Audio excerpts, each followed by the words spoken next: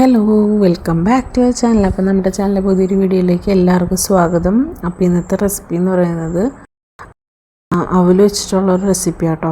അവൽ നഗറ്റ്സ് എന്ന് വിളിക്കാം നമുക്കിതിനെ, അല്ലെങ്കിൽ കട്ട്ലറ്റ് എന്നോ അങ്ങനെ എന്തെങ്കിലും വിളിക്കാം കേട്ടോ. എല്ലാവരും ഒന്ന് ട്രൈ ചെയ്ത് നോക്കിയിട്ട് അഭിപ്രായം പറയാം. വളരെ വ്യത്യസ്തമായിട്ടുള്ളൊരു റെസിപ്പിയാണ്, പക്ഷേ വളരെ ടേസ്റ്റി ആയിട്ടുള്ള റെസിപ്പി ആട്ടോ. ഈവനിങ് സ്നാക്കായിട്ടൊക്കെ നമുക്ക് പെട്ടെന്ന് ഉണ്ടാക്കാൻ പറ്റുന്നൊരു റെസിപ്പിയാണ്. അപ്പോൾ നമുക്ക് വീഡിയോയിലേക്ക് കടന്നാലോ. ആദ്യം നമ്മൾ 2 കപ്പ് അവലെടുത്തിട്ടുണ്ട്. 250 ml കപ്പിൽ ഒരു 2 കപ്പ് അവലെടുത്തിട്ടുണ്ട്. അത് കുറച്ച് വെള്ളത്തിൽ ജസ്റ്റ് ഒന്ന് നനച്ചിട്ട് ഇങ്ങനെ പിഴിഞ്ഞെടുക്കുക കേട്ടോ.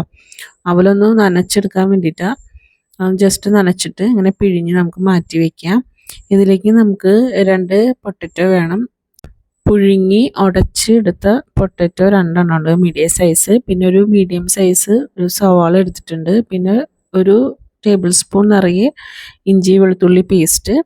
പിന്നെ ഒരു പച്ചമുളക് ഞാൻ ഒരെണ്ണം എടുക്കണുള്ളൂ. ബാക്കി എരിവിന് ഞാൻ കുരുമുളക് പൊടി ചേർക്കണേ. പിന്നെ ഇതെല്ലാം കൂടി മിക്സ് ചെയ്തിട്ട് നമുക്ക് കുറച്ച് പൊടികളും കൂടി ആഡ് ചെയ്യാനുണ്ട്. ജസ്റ്റ് ഒന്ന് എല്ലാം കൂടി മിക്സ് ചെയ്യാം. പച്ചയ്ക്ക് തന്നെ നമുക്ക് സവാളയൊക്കെ ആഡ് ചെയ്ത് കൊടുക്കാം കേട്ടോ. ഇപ്പോൾ പൊട്ടറ്റോയിലേക്ക് നമുക്ക് സവാളയും ഇഞ്ചിയും വെളുത്തുള്ളിയും പച്ചമുളകും പിന്നെ നമ്മുടെ അവൽ, പിന്നെ ഉപ്പ്, ആവശ്യത്തിന് ഉപ്പ് ആഡ് ചെയ്ത് കൊടുക്കുക. 1/4 ടീസ്പൂൺ മഞ്ഞൾപ്പൊടി, 1/4 ടീസ്പൂൺ മുളക് പൊടി, 1/4 ടീസ്പൂൺ ഗരം മസാല, പിന്നെ ഒരു കുറച്ച് ജീരകം, നല്ല ജീരകം കേട്ടോ. പിന്നെ 1 ടീസ്പൂൺ കുരുമുളക് പൊടി. ഇത്രയും കൂടി ചേർത്തിട്ട് നല്ലോണം മിക്സ് ചെയ്യുക കേട്ടോ. ചെറുജീരകം നിങ്ങളുടെ ടേസ്റ്റ് അത് ഇഷ്ടമില്ല എന്നുണ്ടെങ്കിൽ ഒഴിവാക്കാം. പക്ഷേ ഗ്യാസിൻ്റെയൊക്കെ ഫോർമേഷൻ ഇല്ലാണ്ടിരിക്കാൻ ചെറുജീരകം ചേർക്കുന്നത് നല്ലതാട്ടോ.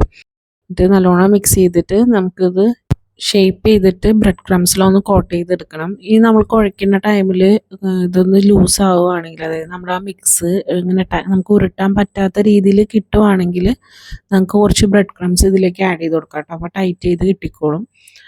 വെള്ളമൊന്നും ചേർക്കരുത് കേട്ടോ കുഴയ്ക്കുമ്പോൾ. നമ്മൾ ആ സവാളയിൽ നിന്നും പിന്നെ അവിൽ നനച്ചതിൽ നിന്നുള്ള വെള്ളത്തിലാണ് നമ്മളതിങ്ങനെ കുഴച്ച് മിക്സ് ചെയ്തെടുക്കുന്നത്.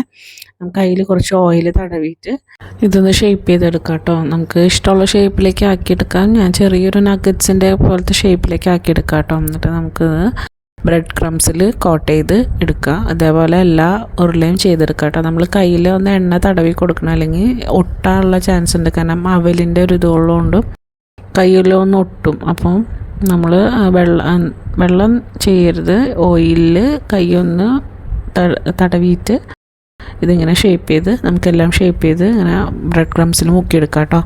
നമുക്കിനി ഇത് മുട്ടയിൽ കോട്ട് ചെയ്യണമെങ്കിൽ ചെയ്യാം. ഞാൻ പ്യുവർ വെജായിട്ട് ഇത് ചെയ്തെടുത്തതാണ്. നമ്മൾ കട്ട്ലറ്റിനൊക്കെ ചെയ്യുന്ന പോലെ മുട്ടയിൽ കോട്ട് ചെയ്തിട്ട് ബ്രെഡ് ക്രംസിൽ കോട്ട് ചെയ്തെടുക്കണമെങ്കിൽ അങ്ങനെയും ചെയ്യാം കേട്ടോ. അപ്പോൾ നമ്മളുടെ ഇഷ്ടാനുസരണം ചെയ്യാം. ഞാനിപ്പോൾ ഒരു പെട്ടെന്ന് ചെയ്യാൻ പറ്റുന്ന രീതിയിൽ നമ്മൾ നഗറ്റ്സൊക്കെ പോലെ ചെയ്തെടുത്തതാണ് കേട്ടോ അത്.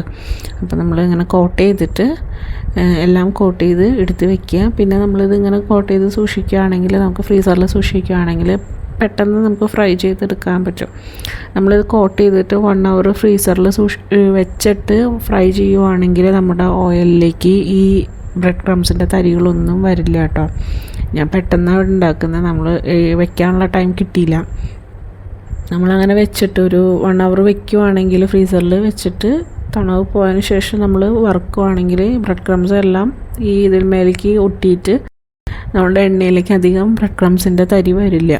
നമ്മളെല്ലാം മുക്കിയെടുത്തിട്ടുണ്ട്. ഇനി നമുക്ക് ഓയിലിൽ ഫ്രൈ ചെയ്ത് വെക്കാം. ഞാനവിടെ ഡീപ്പ് ഫ്രൈ ചെയ്യുന്നില്ല, ഷാലോ ഫ്രൈയാണ് ചെയ്യുന്നത്.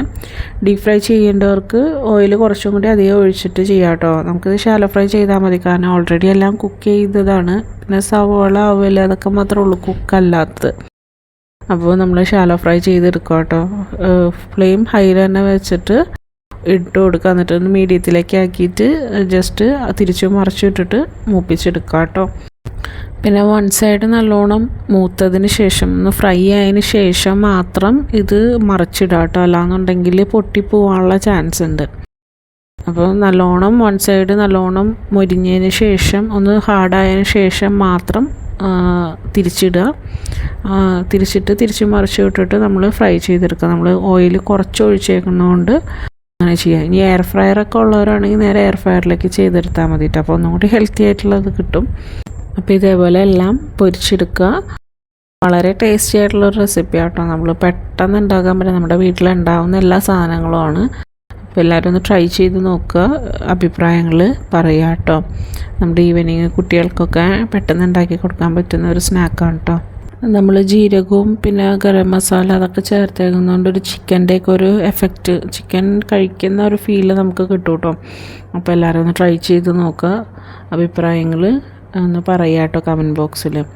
നമ്മുടെ വീഡിയോസൊക്കെ ഒന്ന് ഇഷ്ടമാവുകയാണെങ്കിൽ സബ്സ്ക്രൈബ് ചെയ്ത് സപ്പോർട്ട് ചെയ്യുക, ലൈക്ക് ചെയ്യുക, അതേപോലെ വീഡിയോസൊക്കെ ഒന്ന് ഷെയർ ചെയ്ത് കൊടുക്കുക കേട്ടോ. അതേപോലെ കമൻസൊക്കെ ഒന്ന് കമൻറ്റ് ബോക്സിൽ പറയുക. Thanks for watching.